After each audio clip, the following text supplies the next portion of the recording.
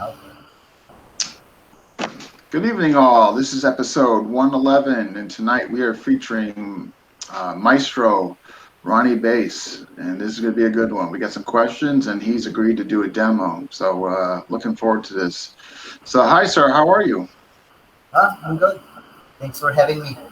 Oh, it's my pleasure. I'm glad that we were able to make this happen. There was a few people that recommended you, so I had your name on the list, for some months, but the list before when I put your name on it was getting bigger and bigger, and so but I'm glad it's finally happened. So um, you just indicated to me, so you are okay. So that this is your place. It looks like you got a nice studio there, right in your house. Yeah, I converted it into a small gym. Actually, yeah, this is our living room. It's a small house, but because I can do physical training outside, so what I did is, I'm doing online classes through Zoom. Yeah, yeah. The place looks great. So with that being said, you're just outside. You're just out. I mean, I think you indicated during the test run there that you are just outside Manila's, kind of by the airport, if I'm correct. Yes, I live in Parañaque City. Okay, okay. It's away from the airport. So. Yeah. So the restrictions there are still pretty heavy. I mean, you guys can't get together, or how's that going? Well, it seems that we're business as usual. Yeah. So, but of course, we still follow safety protocol. So we're still wearing face masks and um, face shield, and also observing social distancing. But Yeah. in some places here, people seems to that seems to know that the virus will be gone because you will see them flocking together without even wearing masks. So, but Yeah. most of the places here is following strict safety protocol. I just cannot believe we are going on a calendar year of this. I can't Yeah, believe. I'm just like, good heavens, when is this going to end? I mean, I just remember when this first came about last March. I think the reference was, hey, it'll be a couple weeks, and then I mean, over here for the states, I'm speaking in terms of, it was like a couple weeks, we'll be back, and so I told my students, hey, take a couple break, and here we are, 11 months later. same here, same here. We really miss the training, but Who we would ever still. dreamed, huh? Ugh, just and yeah, but folks, if you're watching, please tell us where you're watching from. If you have questions, you put them there in the section where we got Guru Ramos here, Jesse. All right, all right. Okay, so all right, let's just jump into it because we got a bunch of questions, and then of course we got you for demos and all that. So I know you've been at this for a couple decades now, but what was your first FMA experience? I mean, who was your first teacher and what have you? My first FMA experience was back during my college years when I was in first year college. It was a subject in physical education. So at the time, I forgot the name of my instructor, but he was teaching modern Chinese. Modern And then East, yeah, man, and then when I come back here in it's Manila, because I everywhere. went to the province, um, I met um, I met this master. He's Professor Soteco, and he told me that he used to teach in Centro Escolar University in Menjola, Manila. So I asked him, the duration of his tenure there, and he said it covers the date where I was there. So I can't remember him, but if he is teaching at the time, perhaps he is my instructor, first instructor of martial arts. So But and it was Monarnese. Am I correct? Yeah, modern needs. So what I mean, so obviously this being your first exposure, all that. I mean, did you? What'd you think? What'd you think of it? Like, you know? For me, I like it very much. So I trained with it, even if it's in physical education. But yeah, but before that, on my fourth year in high school, actually one of my former classmates gave me this book. The title is Arnis, and the author is Edgar Sulite. And yeah, Oh, and when I really fond of reading books, especially with martial arts. So I read the book. I like the style. So I also have I also have mimic the movements. I asked a former friend to do it with me. So when I'm in college, I already knew some strikes, some some mm, fundamentals um, of wow, wow. So after Monarnese, I mean, during your college, was there a next stop? After you got done with college, as far as a different style or what have you? Also, during that day, a distant cousin of mine, um, visited our house in Parañaque, and he lived there for a year, and he introduced me this style. It's called Mongoose, but he haven't teach me actually yet. I only knew it when he got drunk. He got drunk and he asked me to go to his room and show me the stuff because he knew that I love martial arts. So he asked me to come to his room and then show me this empty hand style called mongoose. Okay. So Oh, I was gonna say, thank God it was empty hands because weapons and liquor, I don't know, that's not a good combo. and I was amazed because he can do very good techniques even with small space. And the art is deadly. The art is new to me. So at first sight, at first experience, I fell in love with the art. But Mm. I haven't learned it because um, he is very secretive. He doesn't want to to just give the yes, techniques to me. So Yeah. when I went to Bicol for education, I'm lucky to meet this master. His name is Rosendo Barbadillo. I call it Paisindo. And yeah, he's the master of Mongoose. But the problem is, Mongoose is taught in secret into to a particular religion here. So at the time, you will not learn mongoose if if you don't belong to their religion. Oh, if So you're not affiliated with their religion, you're uh, exempt from just like learning. sila, Okay. yeah, just like sila. But lucky me, my teacher, that teacher is a friend of my father. Oh, so that helped. Okay. Okay. So yeah, he taught me, some Wow. And so that was mostly the focus there was mostly empty hand? yes. Okay. Actually, on the first day, I broke my wrist. Yeah, That I might be a broke. sign. You know what? I might be going to train somewhere else. I don't know. Yeah, because the teacher is, I can say that he is a hardcore, and it's not actually a formal instruction like what we're doing today. We have the basic, going to intermediate.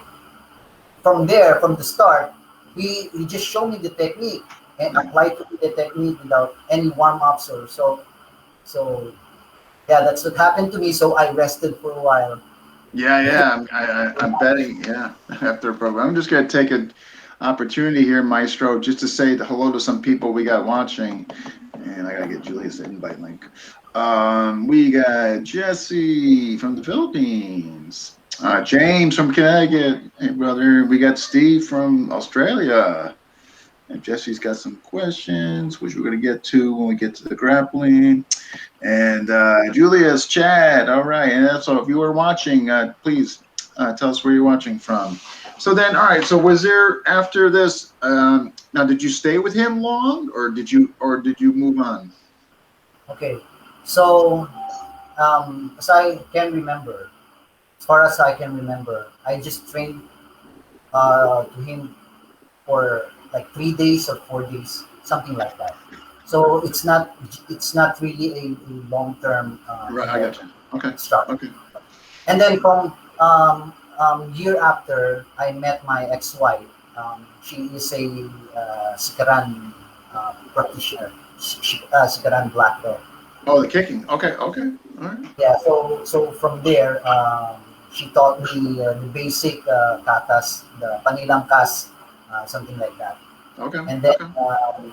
when we got married, yeah, I met his father, my former father-in-law, and he asked me to assist him for the handling of the group in Bicol. It's called Mandirigma Sikaran Club. So I became an assistant instructor in Sikaran. Oh, So oh, he oh, okay. All right. Wow. All right. So after that, was there a next stop far as being exposed to more of the weapon aspect? in Mungus there's also weapon.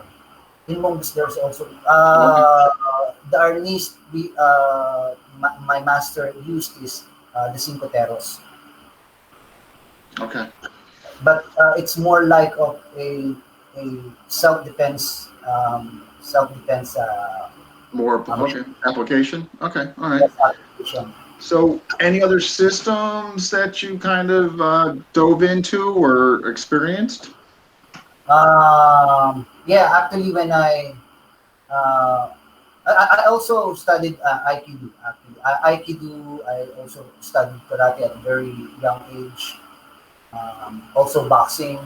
So my first mentor actually is my father. At the age of 7, Okay. uh, that was that's what I remember when we used to play boxing in the yard. So we invited my friends to come along, and we tied plastic straw as a ring, and then Oh, that was your rent. Okay. Okay. every afternoon Okay. we do that. Okay. So yeah, Hey, that's my whatever. I first guess memory. whatever works. So, because one of the questions, actually, this will fit into right now. Where did you learn weaponry, and who gave you the rank of Lacan? This is a question from Jesse. So two parts. Where did you learn the weaponry, and who gave you the rank of Lacan? Lacan. Okay. So the Lacan is the term used by most of the FMA groups, right? It's Okay. a rank. Like Yeah. Lacan isa, Lacan dalawa, Lacan tatlo. But originally, Lacan is a chieftain of a tribe. Oh, okay. Okay. Yeah, this is according to Philippine culture.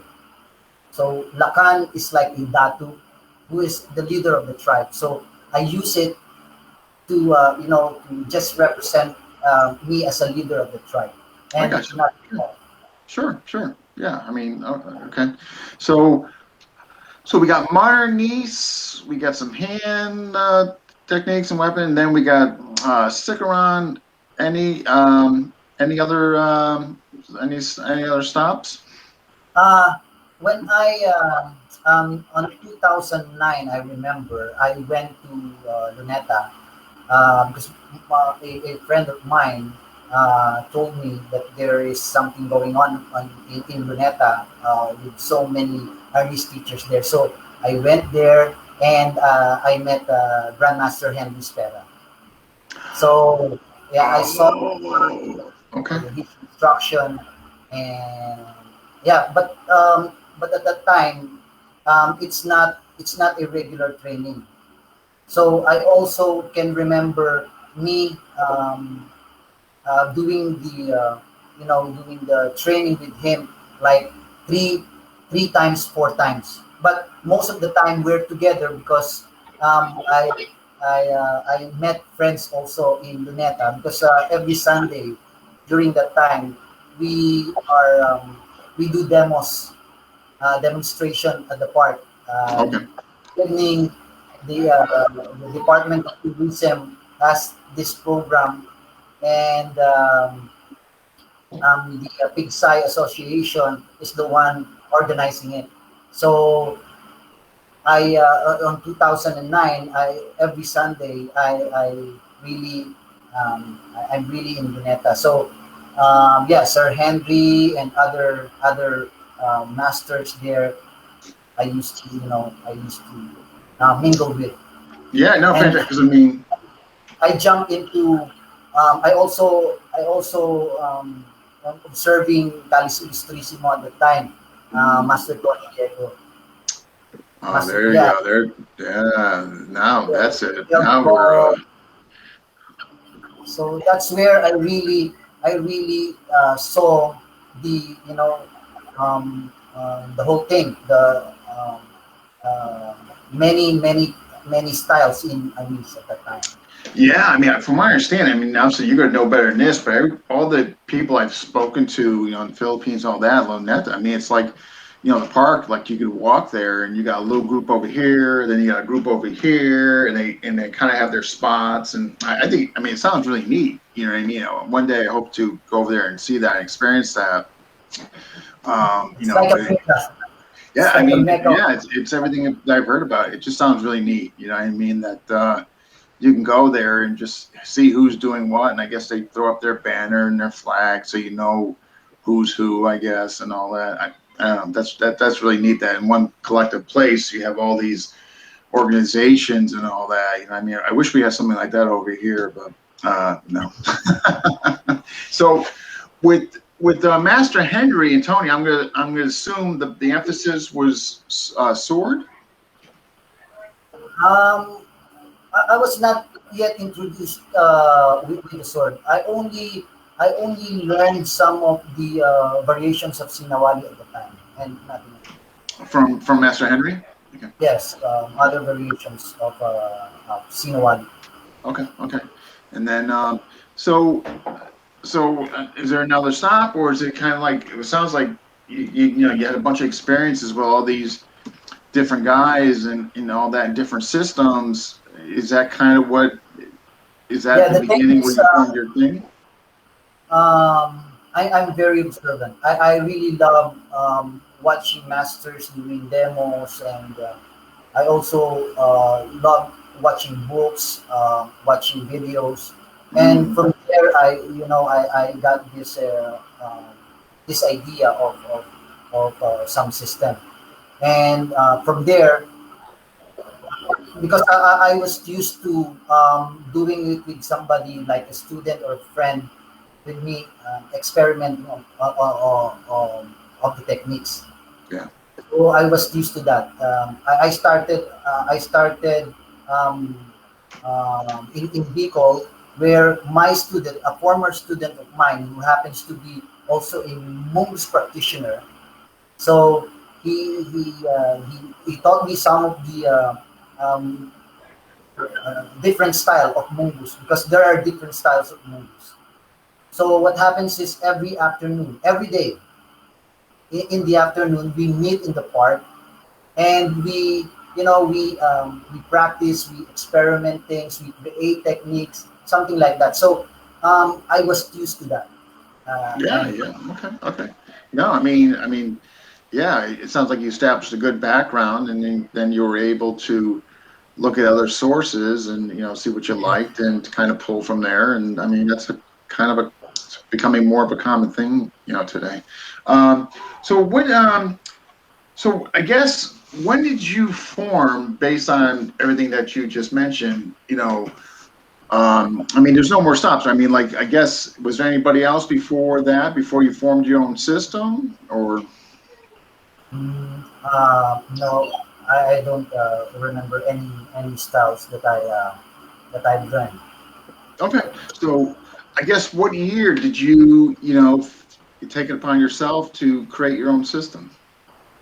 Um, it was on 1996 that I formed a system with another guy. So the one I mentioned to you, my student in Sikaran, the one that is no another style of mongoose. We we we collaborated to form a group, and Okay, it's the Black Mongoose Club in Bicol. But Black the Mongoose. thing is, we there's something happened between us. So I left the group and formed another system. I named it Pangil Martial Arts Club of Legazpi City.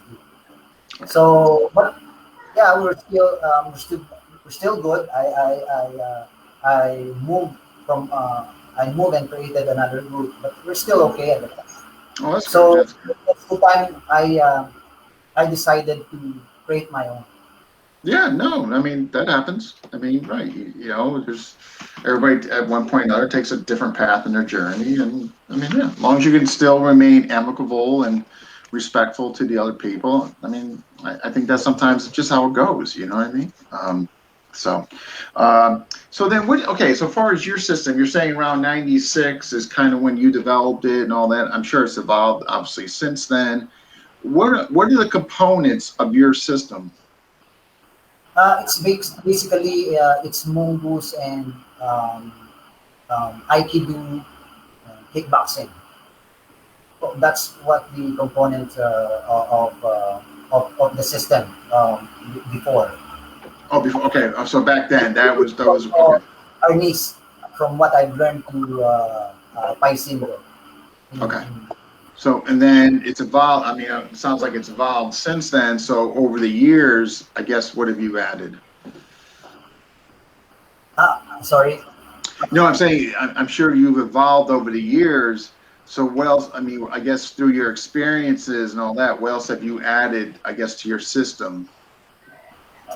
Um, yeah, it's actually a long span, right? From 1996 until now. So from here, I got inspired with systems of Guru Dan Santo. Mm, So that's where I got this idea of panuntukan.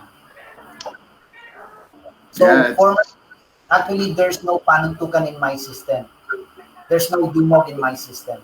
I called my system of the empty hand as pamuok.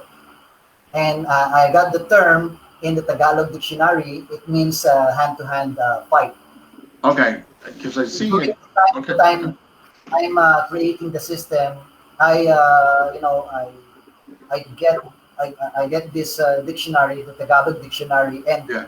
scan every Tagalog word I can include or I can associate with the styles, the name of this movement, and something like that. So formerly it was pamuo, but I've decided to break down this style into a striking method and a grappling method. And I can see that panuntukan and dumog, the art or the system, the name of the system is already established. So I decided to use it because I want people to, I don't want people to get confused when you say, what's this art? Like, for example, when I say pamuok, oh, what's pamuok and something like this, Mm. and showing different techniques. So that's what I did. Yeah, no, no. I seen a couple of your vids. I mean, your boxing. I mean, like it looked like really good Western box. I mean, what you were doing, and I mean, jab, Yes. cross, hook. I mean, I definitely saw that. And saw that. No, I mean that. So that looked really good. And so then, but far as I guess, as far as your students and within the system, you know, what are you giving far as, I guess, weapons? Are you giving them blunt weapon and edge weapons? Do you mean where did I learn No, weapons? no, not so much where you learn, but I mean, as far as your system, I mean, you have the stick and the blade in there as well, correct? Yes, yes, yes, Okay, okay, yes. and then so that's all right. So you got, it sounds like you got a pretty comprehensive system there. You got the empty hand, Yeah. and you got stick and knife. I'm assuming because I've seen some videos with the knife and sword. Okay. Um, I don't want to really. I'm not actually a traditional type. I'm more of a um, modern traditional in between. yeah, So I really love to, I really love to acquire knowledge from different sources, and I want to put it on the things that I do, so I yeah. can share also with my students. So um, yeah, in Larao, we have 12 courses actually. Okay. This is the difference of Larao from other systems where other systems would start with the blade and on the transition it would become empty hand, Okay. right? Okay. So what I did in the RAW is I make it as an academic format. Like I we have we offered courses, Mhm. so we specialize in one course, and so on. So for example, if you just like to study panuntukan, so you just take panuntukan course. You You just stay just with it, study boxing, on empty hands. Okay. Okay. something like that. Yeah. Yeah. So No. No. it's not necessary for a student to really learn everything. I like that actually. Like I think if people like Burton, my one of my teachers, Burton, does that. Like he separates the modules, and I think that's, I think if the person wants to learn the whole system, I think that's fantastic. I really do. But maybe for the individual who might not have the time to um, like be able to study a whole system, but maybe just wants like one component. You know what I mean? I think it's nice that they can go out there and get that and all that. So I do find that refreshing, and that's I think that's neat that you do that as well. Because there's not that many. I like obviously you just mentioned that my teacher Bert and I can't. I mean, I'm sure there's others out there that do it. I just I can't think of anybody else. Anybody, if anybody's watching, if anybody else knows of teachers that do that, please put it down there. I'm sure there are. I just can't think of any right now. Um, so then, what do you? Okay, so obviously with the current miserable situation we're in, so you looks like you got a nice spot that you created in your house, and you're doing Zoom classes. How's that going? Yeah, it's doing great. Actually, I just discovered it when the Kalima Jipahit group in Singapore invited me to use a Zoom class for them. Mm, So from that idea, we talked it with Nakambini, and we just decided to go on Zoom since we mm, don't do regular training because of the restrictions. And yeah, I yeah, find there's an advantage, and of course there's a disadvantage in doing Zoom classes. yeah. But we should adapt, right? Mm. Because later on we'll get back to normal, and then from there we can do personal training. Yeah, But no, at I mean, the here's time, the thing. You know what? It's better than nothing. You know what yeah, I mean? yeah, exactly. I mean, it's like, I mean, some people, you hear the negativity about and all that. Well, but you know what? It's better than nothing. I mean, like what? So you don't do anything? I mean, yes. Obviously there's stuff you could do at home and solo practice and all that. But and the other thing too is I think people they want to still be connected. So Zoom keeps that connection and all that. And I think people miss that. I think people they miss that. Some people just don't to feel connected. They actually see and talk to other people and Yes, this is actually interactive, yeah. and So the instructor can correct them if they're doing Yeah, yeah. I mean, and like you said, it's a supple. It could be a supplemental, and it's now here, obviously, as a result of what we're going through. And then when things clear up, I mean, obviously we go back to normal, but Zoom's not yeah. going away though. It's And, you know. and if they can learn from YouTube, if they can learn through instructional There you videos, go. There you go. books, then Yeah, why they can learn in Zoom where there is an interactions between. absolutely, absolutely. Like if you can watch a YouTube video and all that, this is where it gets kind of hypocritical and it bothers me. Because you'll have some of the negative people and naysayers, well, you can't, this Zoom, I won't do it. They need. Well, I mean, but these are some of the same people that are watching YouTube videos. I mean, it's like, come on, Yeah, you know what I mean? It's just, it depends on the person who's watching.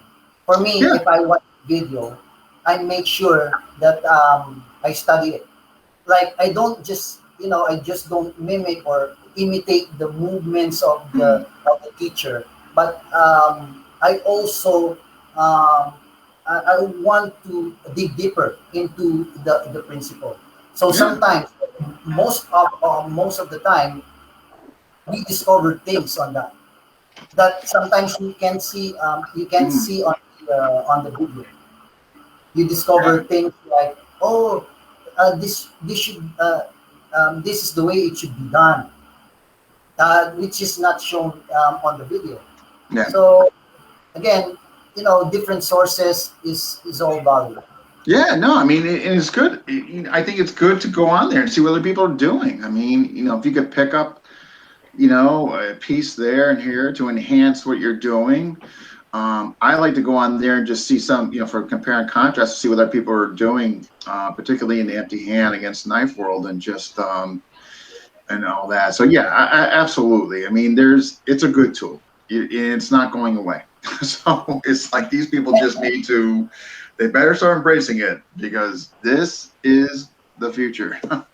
um, we got a couple of questions here from Maestro Chad. So, okay, do you train some staff? Train the spear or staff? No, no, no. No. Okay. Okay. That was one question. All right. And from James, sarong. Again. Do you train the sarong from Uh, Ceylon? no, but what we used here is the lubid. So it's just Oh, a the rope. The rope. yeah, well, The rope, bro. same. I actually like. I gotta be honest with you. I like the rope better than the sarong. Yeah, because Because, you, yeah, like I'm a huge fan of the rope, man. I'm well, with you on that one. because you can carry the paracord. The paracord, yeah, we use that as the Yeah, weapon. no, the rope is, and then it just cuts in easier, and there's that brace of like, not nothing gets sarong. I think it's neat. It's something I would like to dig more into and all that, but the rope, I don't know. We're gonna meet here. um, all right, I just want to make sure I didn't miss any questions. Jesse, don't worry, we're gonna get that. Okay, so with your students and all that, what what is your, or well, first, before we get to the students, what's your ranking structure for your students and all that? Okay, so for example, a student took the course of Paningtukan, and in Paningtukan we have three levels: the basic, the intermediate, and the advanced. So when they on the basic, I teach boxing, all boxing, all hands, and then the intermediate level, I introduce the elbows, the knees, and the kicks on the second level. On the third level, this is more like of a Kali principle of Panitukan, where you use the gunting, you use the kalasag and everything.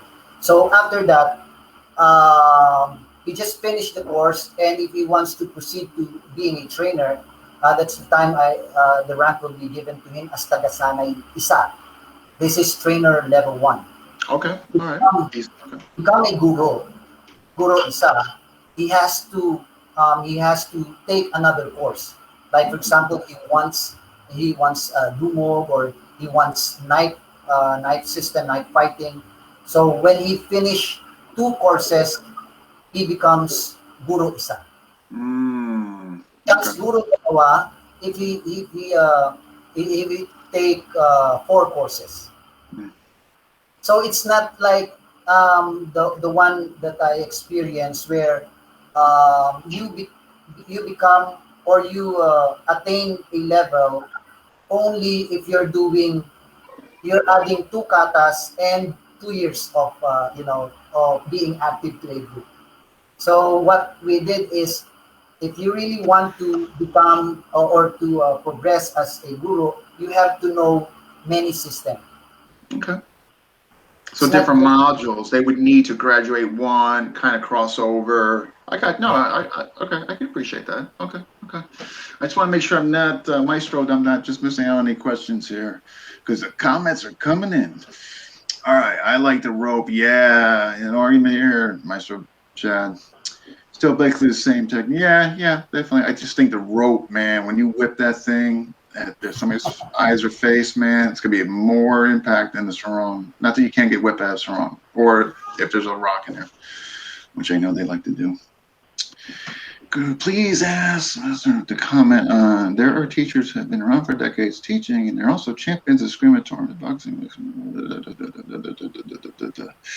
But they do not wish to be called maestros, and yet they made a name in the industry.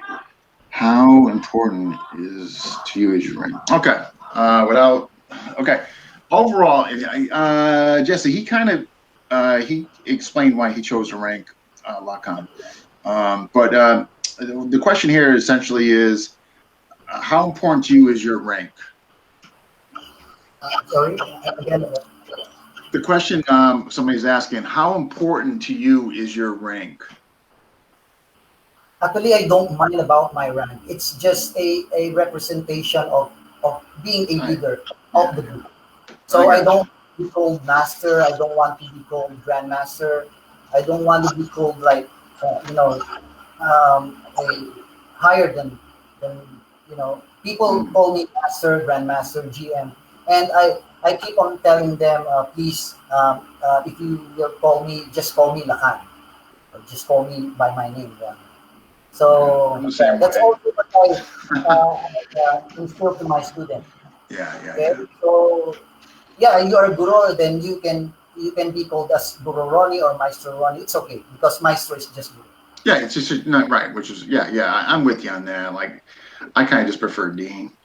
Just Yeah, saying. yeah, I mean, the way I look at it, I will always be a student. You know what I mean? Like maybe I crossed a few more bridges than my students, but at the end of the day, I'm in the trenches with them. I'm still learning. Yeah, I never want the title. Yeah. actually, actually, then we can still learn from the very beginner student. Oh my gosh. Yeah, Absolutely. Yeah. Sure. Yeah.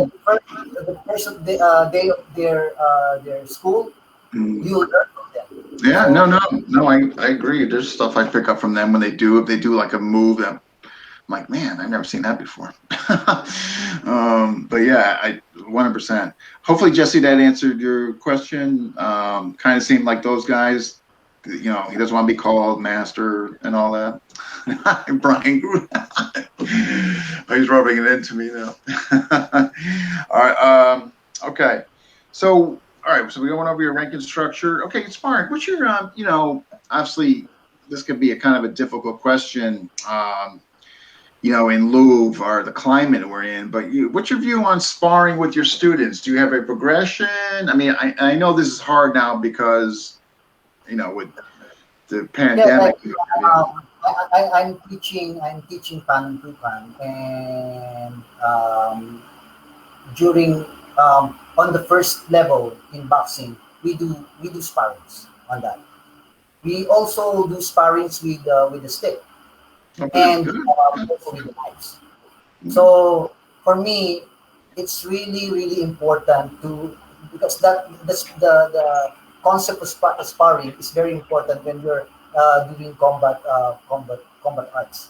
Without the sparring, your training will be incomplete. So I'm also Yeah, uh, yeah. I mean, Yeah, it's like a tough thing, and like there's some systems that really advocate it, and there's some systems that don't. And I really don't have a dog in the fight. I mean, I know what I like. I like to be held accountable. I like to be tested. I like contact, but doesn't mean that's good for the next person. I mean, it's their journey, so whatever makes them happy. But Yes, I do yes. agree with you. I mean, if you are taking this from the reference point of self-defense, like I think you have to, for the sake of protecting your family or loved ones. I mean, you might You want to have, see what works.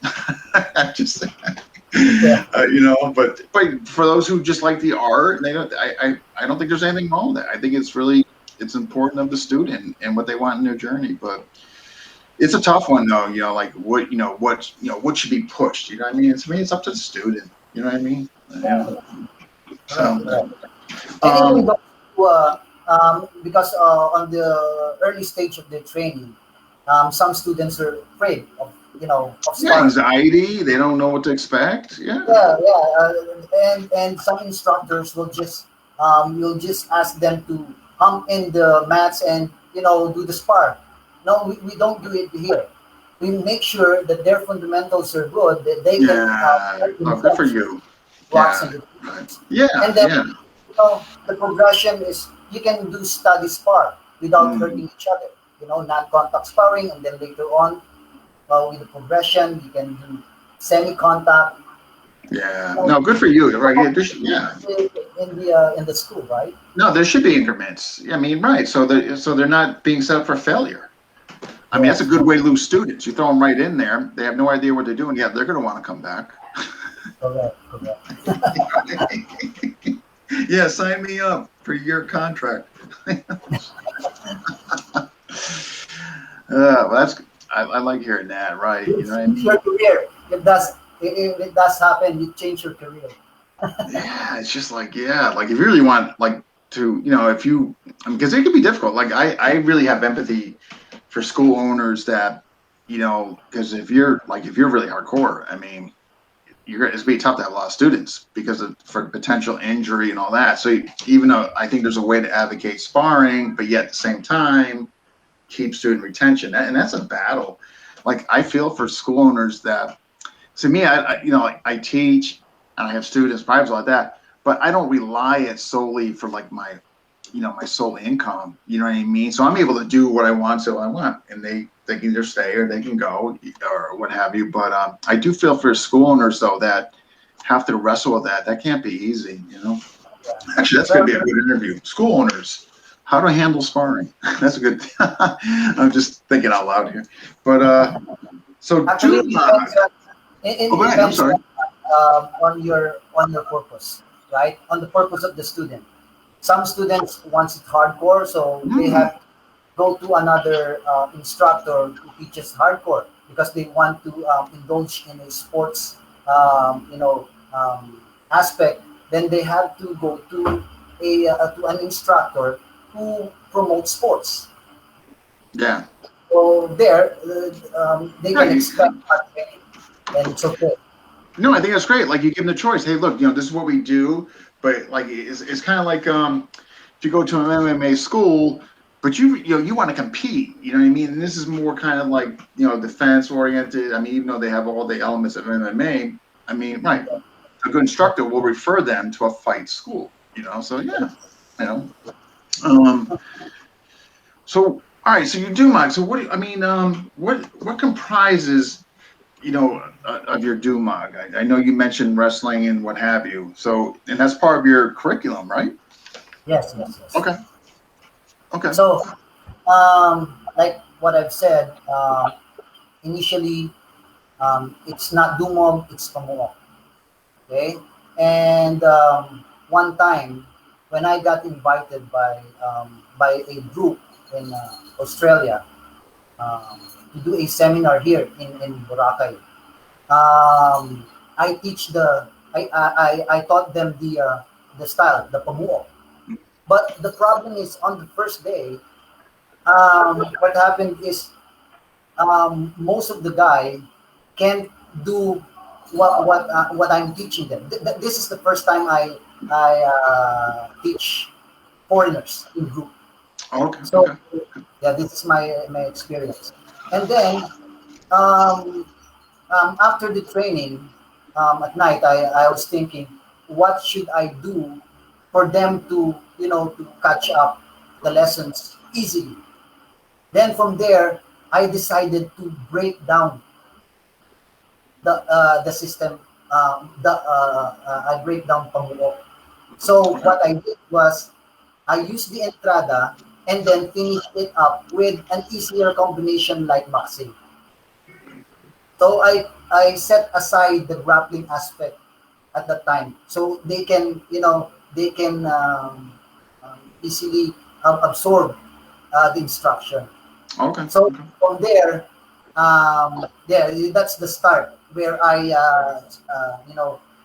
broken down the curriculum. So, but Dumo per se is not what the most of the people in FMA thinks about, like it is a design art. It's not like that. Mm. LKP, that's why I always put LKP Dumo into my post, because I want to differentiate it to the traditional Dumog people used to know. So LKP Dumog is a mixture of different grappling arts. So Different. for Okay. example, I've learned about a BJJ. If I think that technique will be beneficial, will be effective, if we Mm. apply it, then I'll I'll adapt it. If I saw a select move, um, effective, I'll adapt that select technique. So it's a mixture of different grappling arts. It's not, it's You not know, it's the traditional type.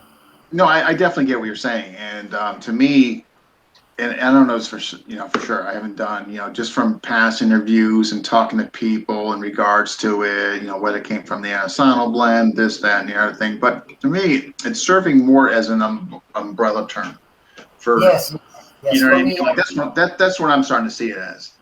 yeah. It's not that it's yeah, back in such and such, they were no. To me, it's kind of serving as this umbrella term for what's kind of ever in the mixture, whether it came from combat judo, some Silat, Greco wrestling, BJJ. I mean, whatever, whatever.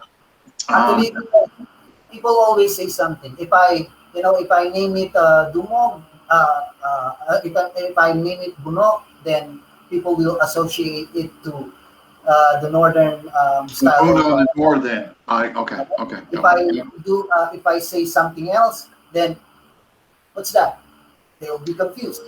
No, I So know, I know. It's for like me, I yeah, don't for have a the dog in this fight. I just, like it's like, the thing is sometimes you need a term to coin something. yeah, You know what I yeah, mean? Like, okay, I mean, I guess you could say, um, a blend of grappling. You know what I mean? But I think Dumog is kind of replacing that, within the context of FMA, terms. I think Dumog is the blend of grappling, wherever that grappling may come from, and all that. Let me just make sure I'm not missing anything. it's actually more pure system, right?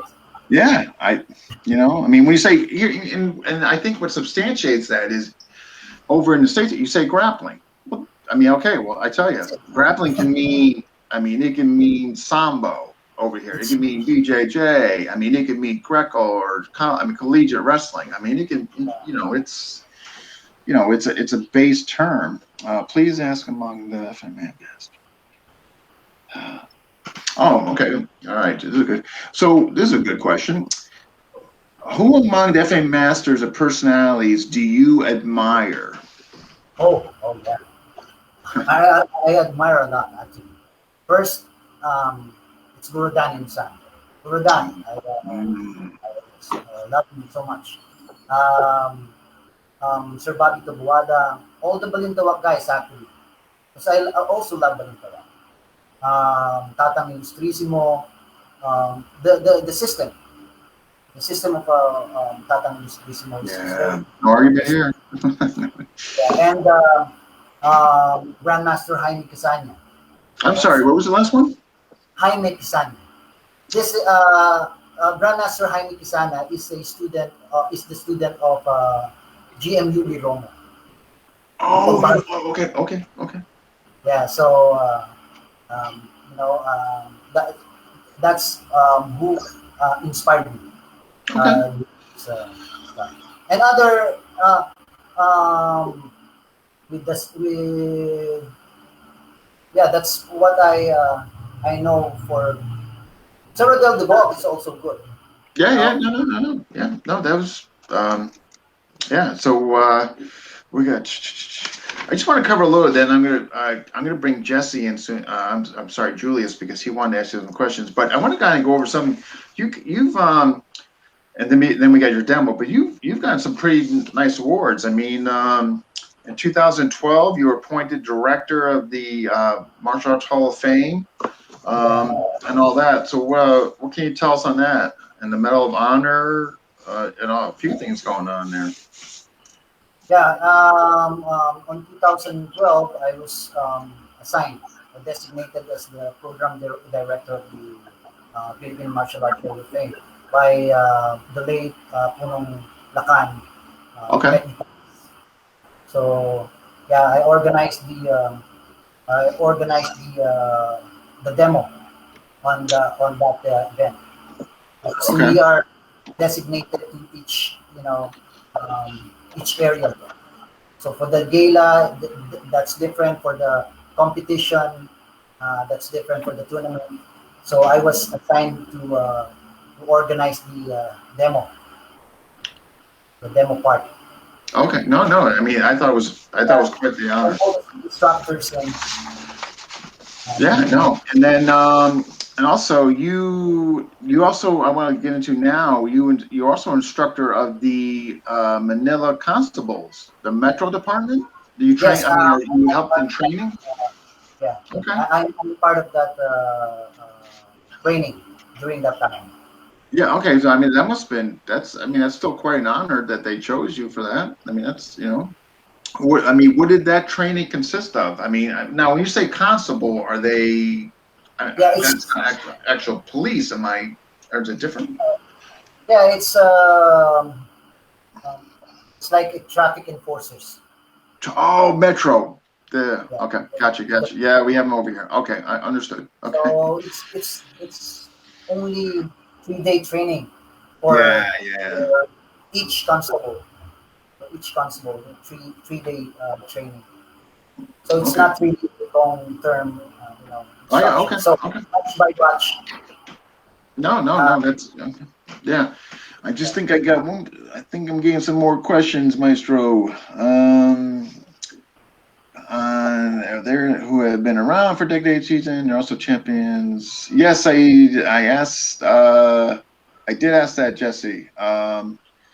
He said that just like them, they don't wish to be. He doesn't wish to be called the maestro. And his rank. He did answer about his rank and why he chose that. He did answer that though. Okay. Paul. Google Paul says he can't wait to see you again. Okay. Do you know Paul and the June show? They're funny. um, oh my God, I lost my place here.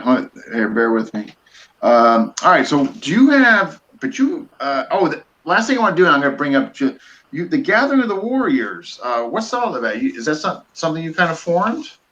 yeah, I was really I really like to um, gather with my colleagues. Hi Uh, No, guys. I mean, sounds hey, it hey, hi. sounds great. So I mean, like, so this is a collaboration, so to speak, that you guys. no, my group LKP organized the event. Okay, So okay. yeah, every year except for last year, I always see to it that we have a gathering with every system I know in the metro. So I invited them to go on gather together, show some demonstration presentation. So from beginners from different systems would know would get introduced to other styles of FMA within the community here in Manila. I think it's great. It sounds like it sounds like it's a neat thing. You get different people there, and you get. How about kids? Is there a kid aspect to it? A youth aspect to it? Yeah,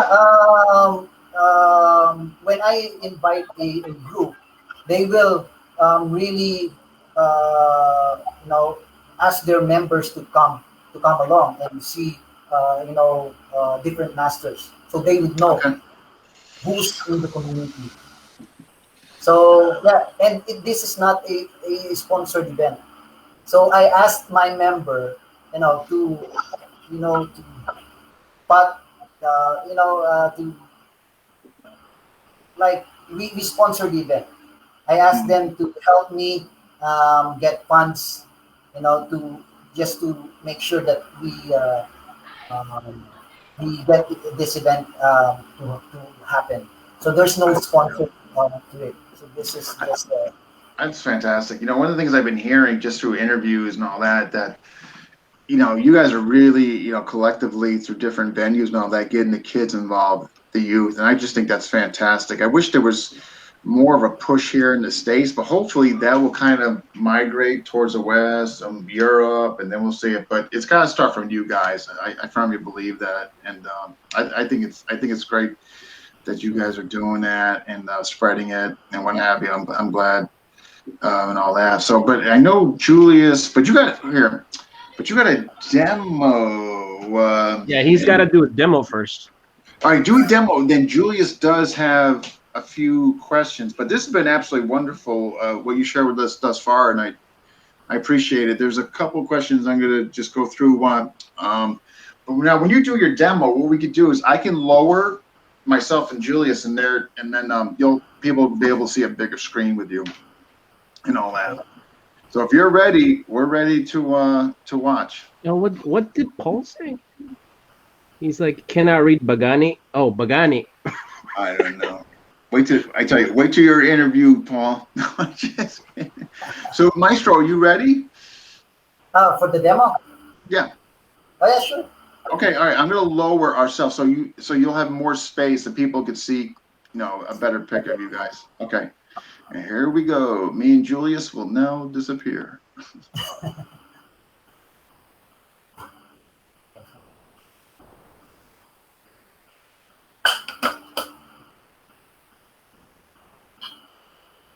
Okay, guys. On this demo, I want to present the baston duo.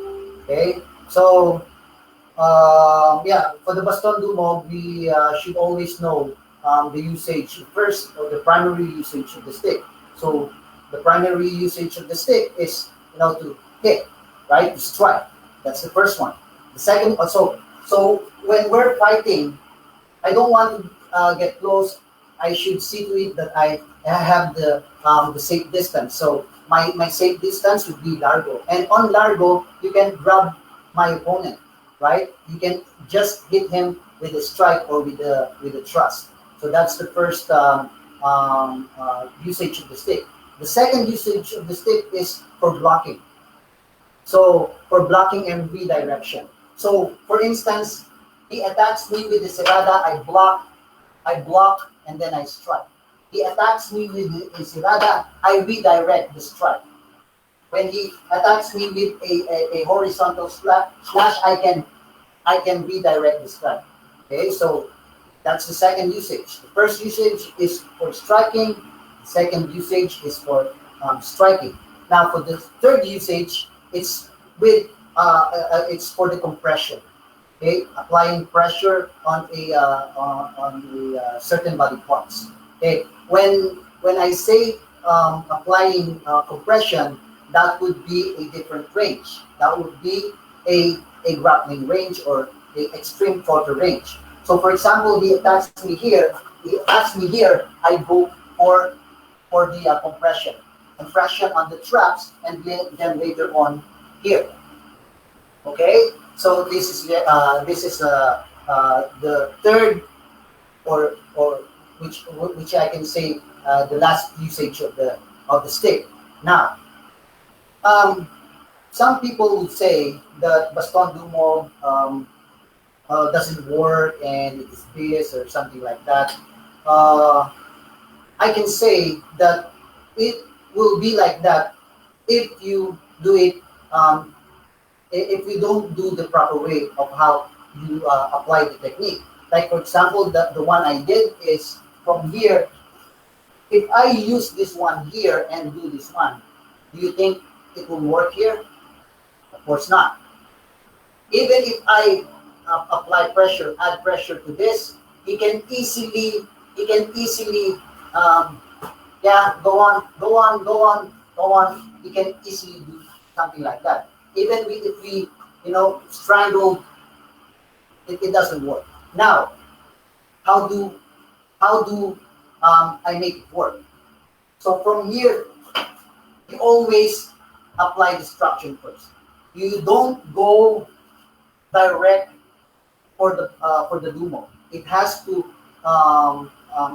have destruction. Even all the systems, whether it's Panuntukan, Dumo, Kali, Knife, you have to make a destruction first for it to work.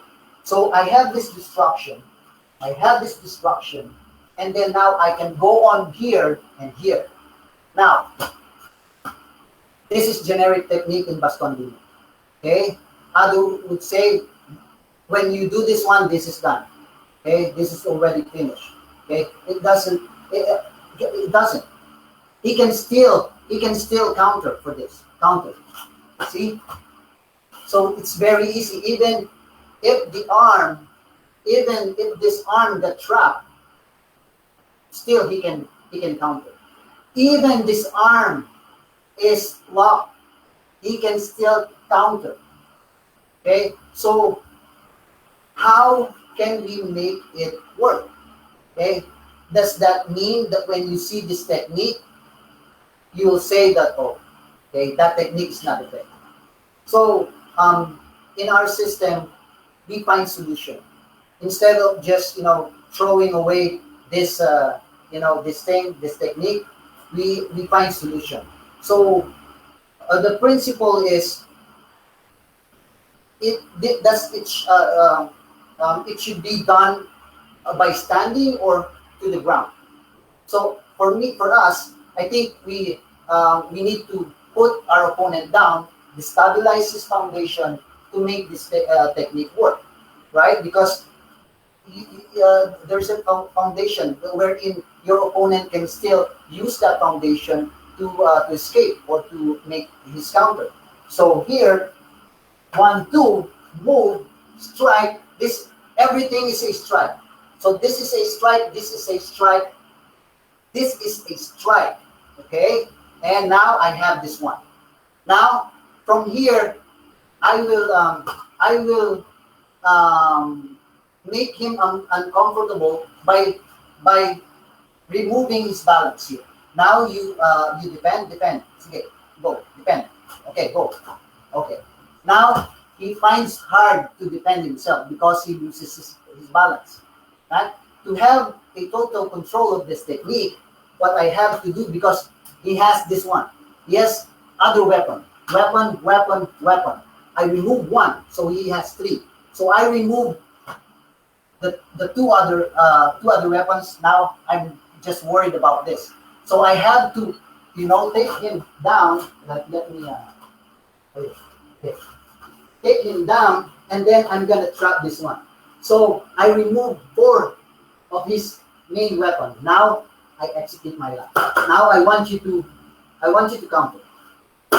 Go. Okay. So with that technique, it's up to you to to know if it's effective or not. Now again, I'm just using a padded stick. Okay.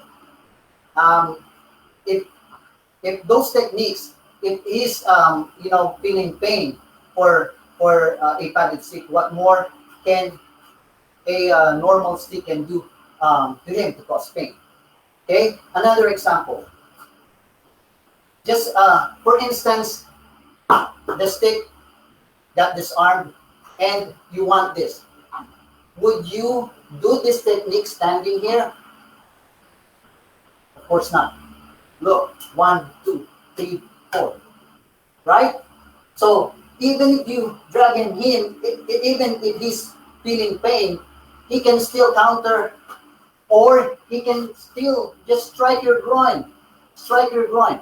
So you cannot just see a technique and say it's it's not effective. Just for instance, I already disarmed his weapon, and he's desperate enough to attack me. He'll try to close in so that I cannot utilize my stick. So what I will do for me is for the sprawl, for the dumo. So go on, and then I attack here. So this could be a strike. This could be a strike, right? So another application of pain. And then from here, I can go on with this one with another strike. Okay, because here I'm showing the pillow. I'm gonna throw the bony part here, for this technique.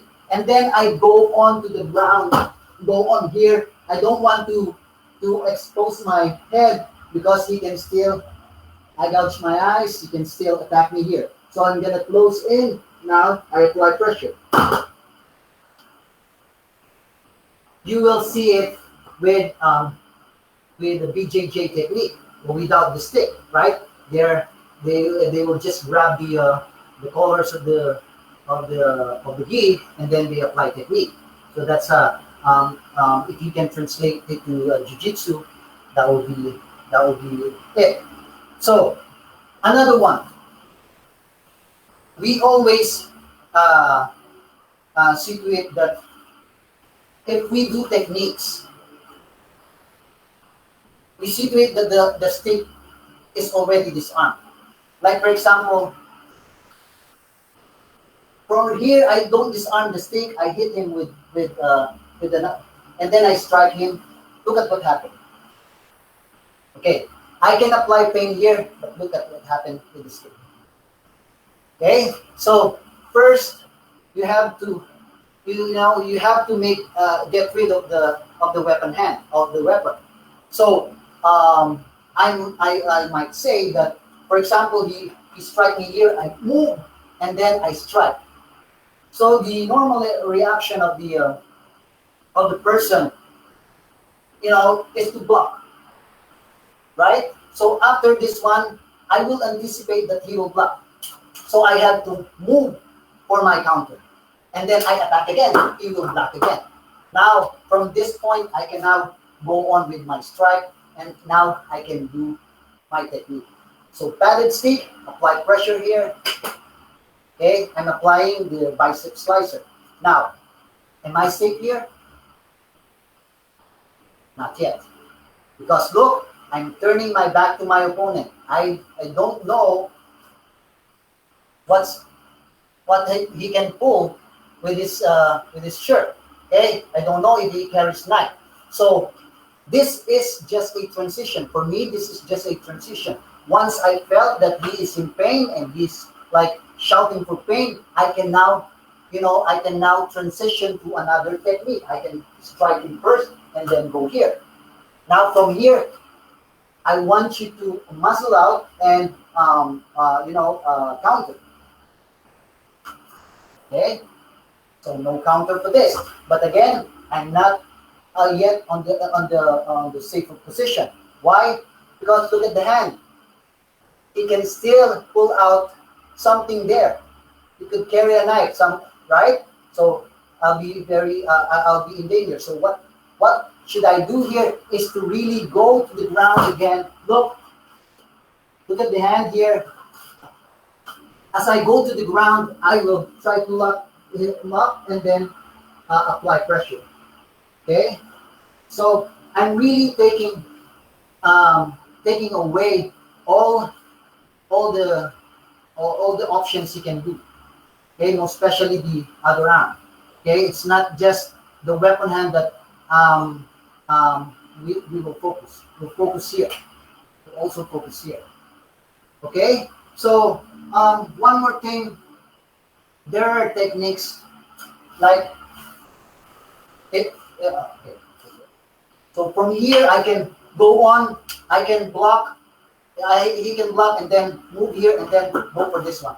Now look, he he feels pain. Okay, here this is very painful, right? If I grind it, it's painful. But the problem here, as you see him tap, you will see that this is effective, right? But this technique per se, without moving, is not, because he can still counter. Okay, because I'm offering him something to work on.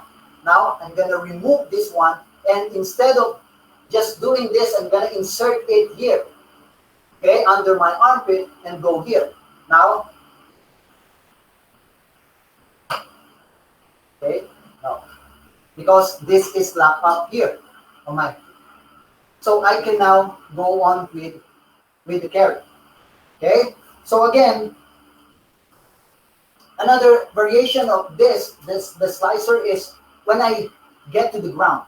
So for example here, I go to the ground like this, okay? I will apply pain. Okay, he taps, meaning he got hurt. Okay, he's in pain. But what about the other hand? Can pull out the weapon again and can stab me at the back.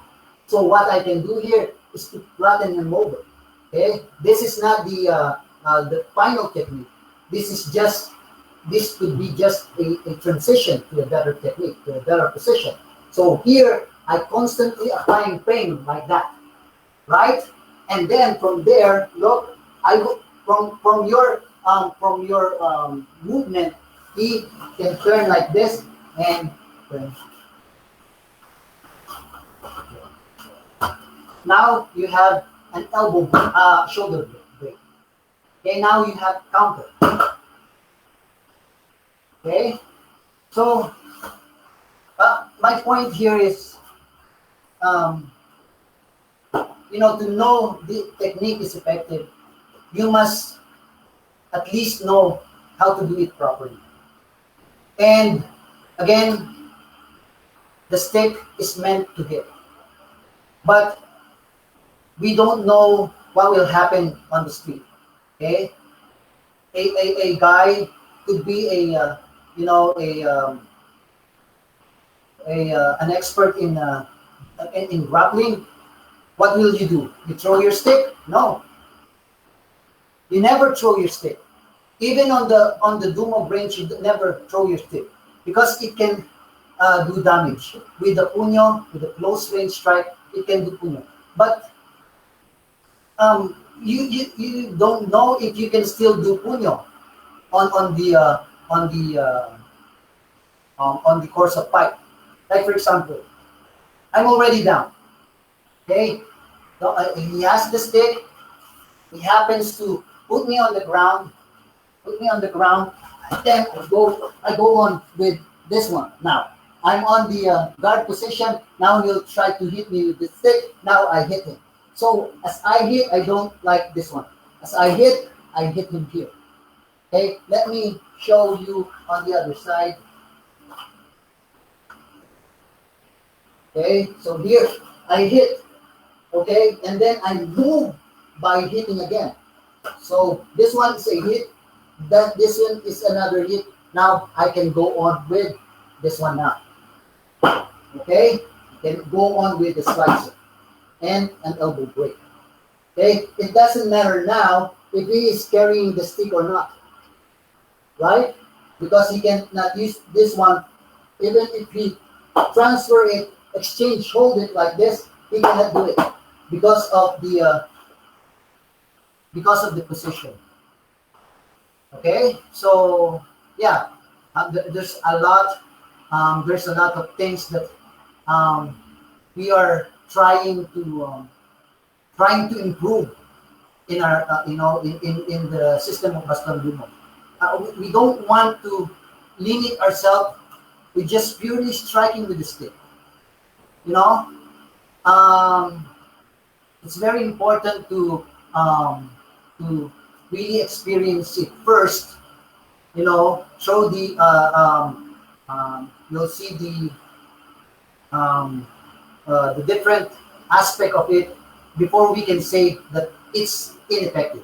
Now, when we found out that one technique is ineffective, that no matter how we try to play around with it, it doesn't work, then we'll we'll disregard it. We'll throw it away. No matter how artful or how good it will look to the audience, we'll throw it away. Okay, before after studying it first.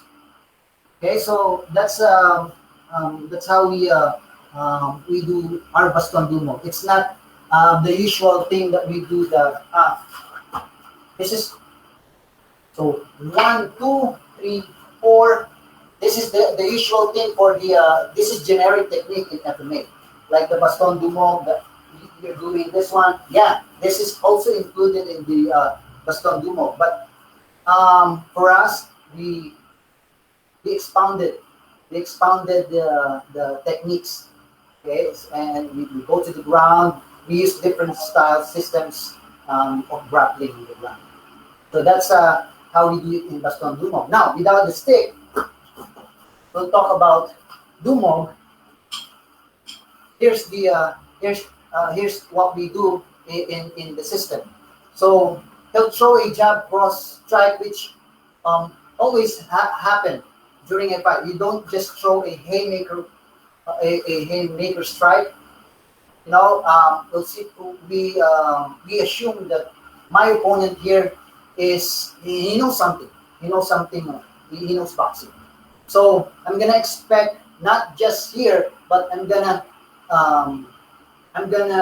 let myself react to his movement. So for instructional purposes, I want him to throw a jab cross combination. Okay. So here 1, 2. Okay. The second one is breaking the eye.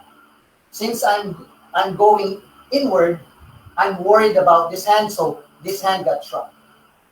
Okay, and then from here, I don't know, I don't have any weapon here, but the head, I execute the headbutt here, and then I want to go outside, so I execute an elbow here so I can arm drag him, and now I'm on his outside. From here, I'm gonna apply a jerking technique, a sudden push by doing this. So we have tried this with huge opponent, and for the experience, this works even with a huge opponent. So here I'm gonna turn and then let his shoulder bump his jaw here, and then now I go for the takedown. Okay, always apply jerking techniques, and then from here I want to be in a more dominant position, so I move him out. I go here and then apply pressure. Look at my leg. If I just stay here, he will easily, he can easily get out of that. So what I'll do is,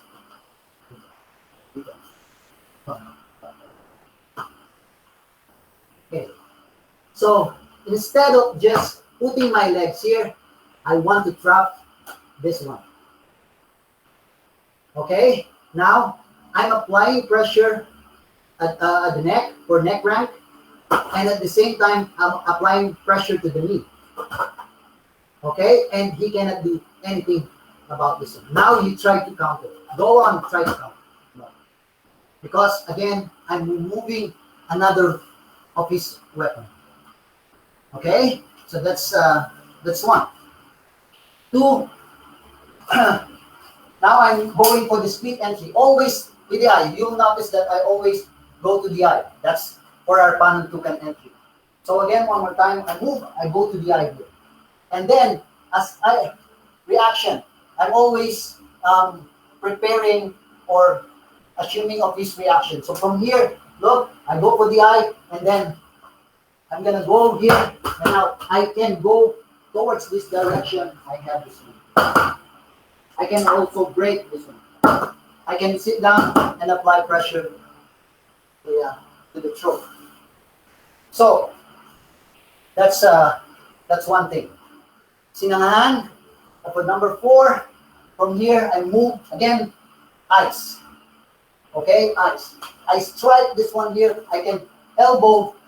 Look at the movement. It's very short. Okay, and then I trap.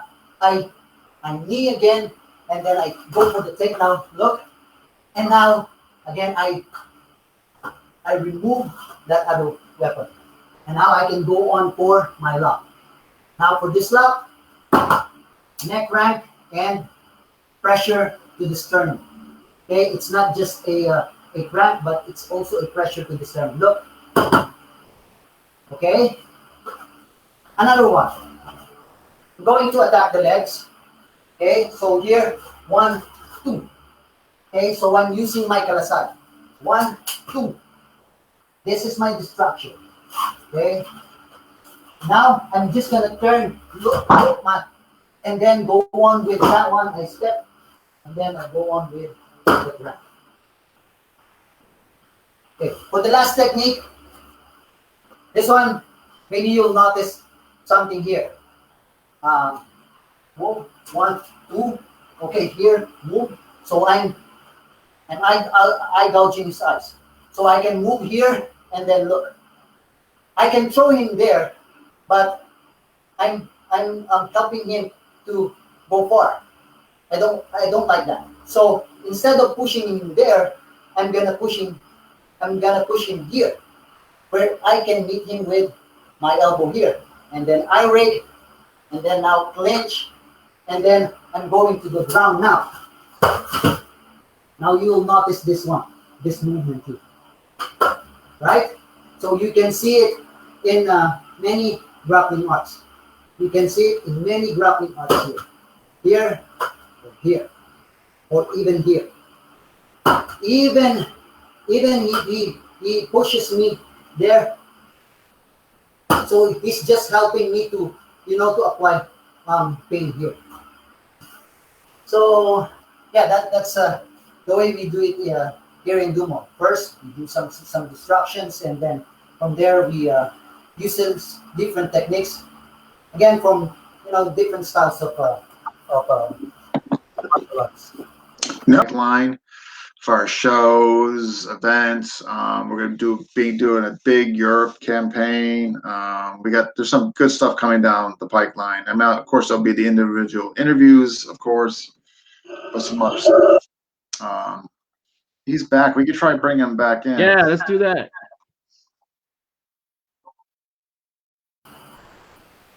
Okay, let's see. He's got a camera issue.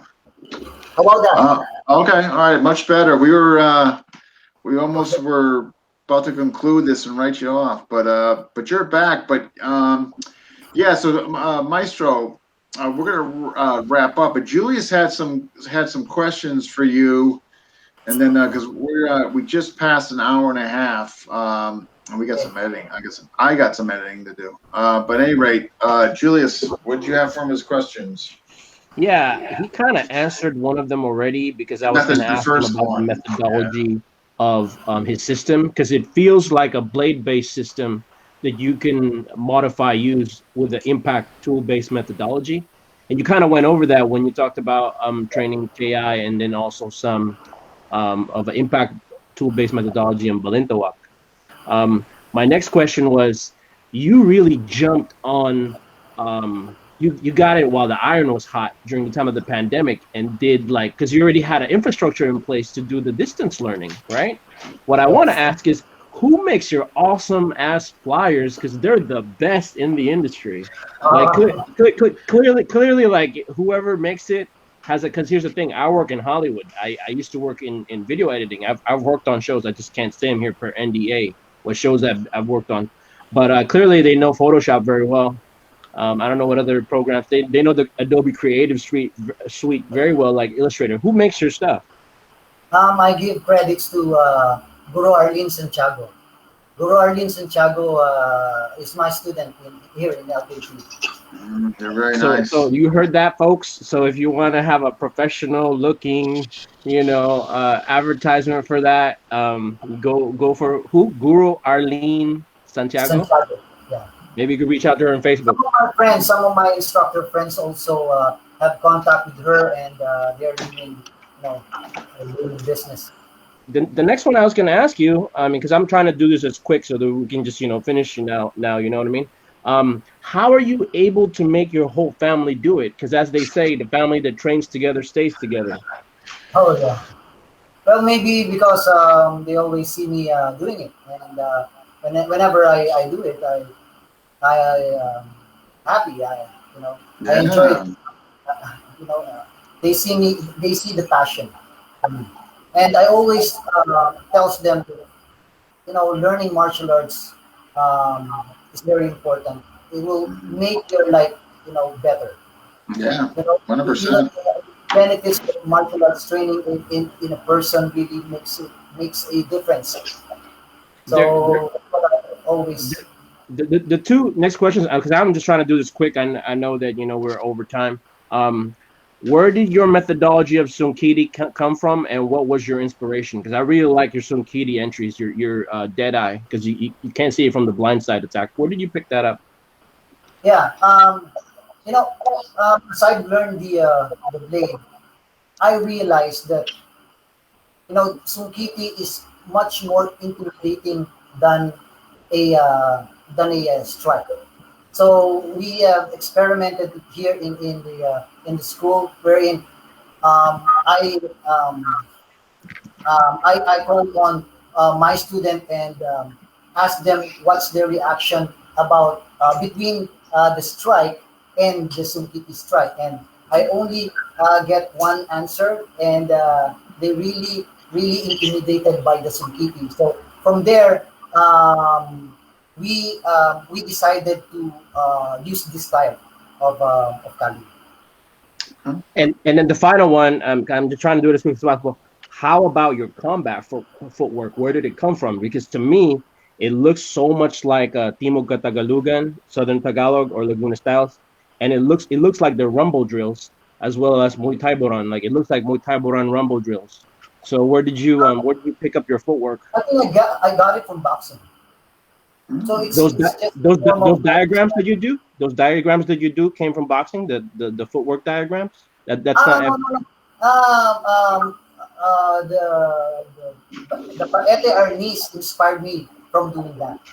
So actually, And we're doing the thing with our system, and then only finding out that we're actually doing what the Paete group are doing. But and then when we met during the Katipunan of the Bagani, the Mhm. Katipunan of mga Bagani, Right. I saw the methodology, and it really amazes me. So what we did here is we um, we try to adapt what they're doing, but it's very hard to adapt it. Right. So later on, we're doing the same thing that we're doing, and then I'm realizing that, oh, this is the one that Maestro GM Doi. Baltimore is. Yeah, Doi. Yeah. Yeah, But because again, we're not yet well versed into that system. That's the only thing that we try to that's do. mainly the system I practice. Like when it comes to blade base, because I practice a style from Louisiana, which is the province that's close to there. I mean the town that's right next to down in Paete. It's like Dulong Barrio, as you know. But Yeah, they're very good at that. yeah, The measure, very good. yeah. I mean, I really think it's a combination of maybe European styles, and I even see non-European styles in it because the stress that they like to thrust, but we have to adapt that with the weapons that we have over in the Philippines, which is short chopping tools. So over there they hack instead of thrusting. But the footwork measurement is actually a little bit different from the stress that you learn from Hema. So you kind of think like, was it influenced by the Chinese a little bit or the Indians, and they just kind of mixed it all together? Because the footwork is Italian, the hand form is 19th century saber form, and the poses is 16th century Spanish. So who knows? I think I Yeah, from gave that too much I don't away. know. I'm gonna get my ass kicked now, Many Dean. of I shouldn't have No, said those things. no. I shouldn't have said those things, because now they know the secret sauce. There you go.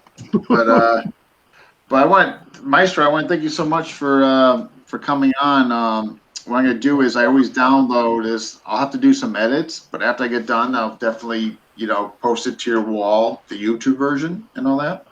Sorry about that. Oh no worries. It happens. Believe me, I've been through it all, so no worries.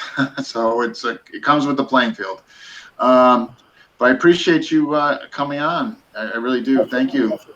The demos were wonderful and all that. So, but if we don't see you, you take care of yourself. We always try to bring people back. So it'll be safe to say, 6 months down the road, hopefully we're out of this mess. We'll have you back and see what you're up to and what you're doing. Likewise. All right. Well, you take care. Dean, that was awesome, man. He's like on point, man. Lacan. Yeah. So, folks, again, this Sunday, before he came back, and I was alluding to what's going on this Sunday night, and what that's going to be is we're going to, four of us are going to be on here. We're going to have Brian Rodriguez. He's going to talk about how he's been making these trainers and some other unique weapons, or just pretty neat stuff. And then we're going to kind of get some indication what's coming down the future lens as far as FMA discussion and all that. But I don't want to divulge too much. So, but yeah, at any rate, that's going to be this Sunday at 7 o'clock Eastern time, and it should be kind of exciting. There'll be four of us, kind of, sharing what's coming down, and all good stuff, by the way. You know what I mean? So, be sure to check that out. That, and you guys will kind of get some insight to what we're going to be doing as far as the future and all that. Dean, I like Ronnie Royce's methodology, man. He seems like a very sharp dude. No, I mean, definitely, he's got some unique pieces of puzzle going on for sure. You know what I mean? Like I saw clear cut Anasano stuff in there. Which he alluded to. So I mean, he was honest. I mean, definitely stuff that I played around with in the late '90s and all that. I mean, pure Anasano, the blend. You did the blend. You did the blend. You did the blend, right? That was my first system. Yeah. And it brought back memories. I mean, some of his entries, what he was doing, and the takedown to some of the whole. I mean, it was pure blend. We got to continue the questions that we missed last time when we interviewed you. Your Native American background. Yeah, the list just keeps growing, man. It's like we'll make it happen. But what I